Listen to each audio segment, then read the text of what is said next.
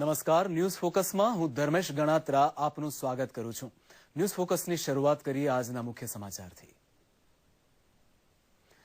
પૂર સંકટ વેઠતા ઉત્તર ગુજરાતના દુઃખ દર્દ જાણવા બનાસકાંઠા જિલ્લાના સંખ્યાબંધ ગામોની મુલાકાત લેતા કેન્દ્રીય ગૃહ રાજ્યમંત્રી હરિભાઈ ચૌધરી અને કેન્દ્રીય કૃષિ રાજ્યમંત્રી મોહનભાઈ કુંડારિયા।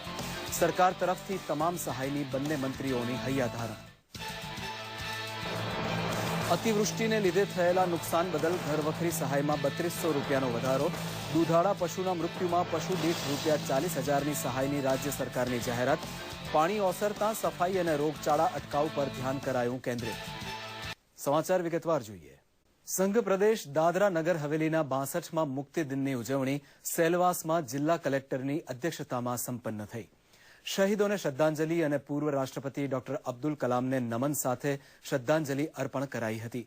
આ પ્રસંગે પોલીસ પરેડમાં સૌ પ્રથમવાર દાદરા નગર હવેલી ઉપરાંત દમણ અને દીવની મહિલા પોલીસે પણ ઉત્સાહપૂર્ણ ભાગ લીધો।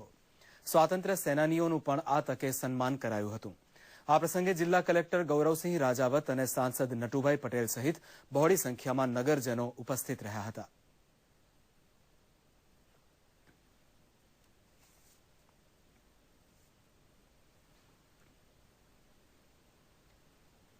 यदि हम इतिहास के पन्नों में झांककर देखें तो 2 अगस्त का ये दिन संघ प्रदेश और हिंदुस्तान के लिए खास अहमियत रखता है।